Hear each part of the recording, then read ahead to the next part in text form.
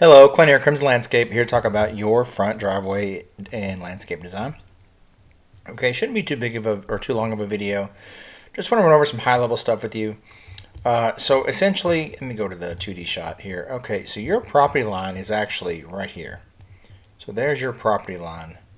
Basically in line with your tree, roughly is your property line. That's why your approaches are so big, is because the property line is so far up on your property. Pretty unusual. The property line typically is down by the sidewalk. So not wrong, it's just how yours turned out to be. So no big deal. So with that being said, so your approaches, so you look at this grade, there's your approaches, there's where it stops. That means that has to be approach thickness of concrete. It has to meet City of Dallas code. Then from here on up, City of Dallas doesn't care what we do.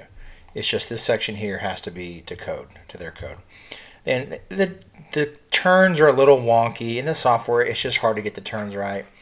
So essentially what we do is we demo the old, we put the base in for the new, then the team lays out the lines for the new, then it lets you see, okay, what do you think of these lines? What I mean by that is, let's say this starts as 14 feet, and let's say we want an apex here of 18 feet and an apex here of 18 feet. Then we want this to be, let's say, 16 feet wide. So it's just simple measurement, measure, mark all the way around until you hit the desired curve. As you can see, because of the way a circle works, it kind of goes fatter than narrower. This is just a glitch in the software, so don't go off that. Then you have these. These are thick concrete pads. These are roughly, I want to say they're the width of the door. So I think they're 8 feet 6 inches wide by 5 feet. So these concrete pads would support the weight of the vehicle or SUV. Then you basically have a designated walk path to the front door. It's a really cool architectural detail that allows your property to stand out amongst your neighbors. These gaps are called leave-outs, so it's a 6-inch gap in the concrete. I didn't put it in the design software, but it's just too complicated to do. But during the installation process, if you wanted a leave-out here, we can do a leave-out here. Entirely up to you. You cannot do a leave-out where it meets the approach. Concrete has to touch concrete, but past that, you're fine. So you might want to think about one here, maybe a light, one here, and maybe a light, of course, set symmetrical on both sides. Your call. As mentioned, what I would do is we'd grab all the drains and run all the drains down to where they need to go, at least past the driveway, have them dump on the sidewalk. Then I would replace the sections of the sidewalk that are least bad, or replace them all. There's going to be economies of scale. So once you start knocking out sidewalks, is it an extra $500 and you replace the whole thing? I don't know. I'm just throwing it out there. But we're going to replace this section. We'll have to replace that piece there. We will have to replace this piece here. We will have to replace this piece here. Plus the curb, plus that curb, plus this section of concrete had to be replaced. We won't mess with the road. So that's why the road is kind of cut the way it's cut. Okay. I did not put any landscape along the house because until we have a final driveway layout, which is the most important thing at the moment, it doesn't really matter.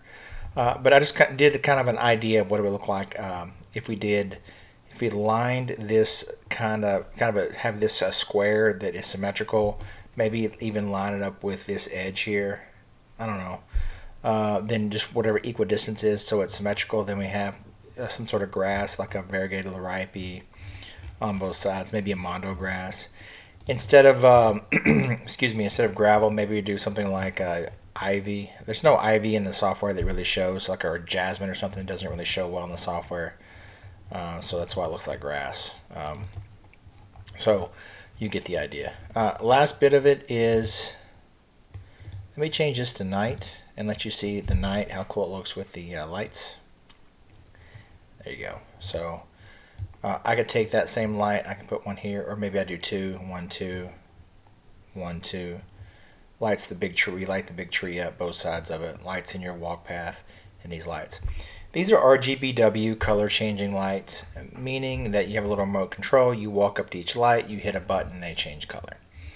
They're really neat. If you want red, white, and blue or whatever for 4th of July, or colors for Christmas or Halloween or whatever. Really easy to do. If we're going to run the electrical conduit like you mentioned, it's just a matter of us just running it underneath the driveway before we start. So we would just rough that in before we pour the driveway. Pretty easy to do. I think that's it. Next steps is I have a team will go verify my measurements because I took measurements off the design. We're going to go double check the measurements in person and check for accuracy. We'll send you a quote on that. Then you decide whether you want to move forward or not. We pull a permit. Once we get permits, it takes two. Once we get our permits, then we'll come demo and start.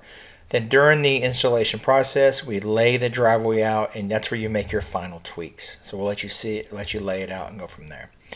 All right, let me pause. I'm going to send this video over to you, and if you have any questions, drop me an email, or we can set up a Zoom call to discuss next steps. Thanks.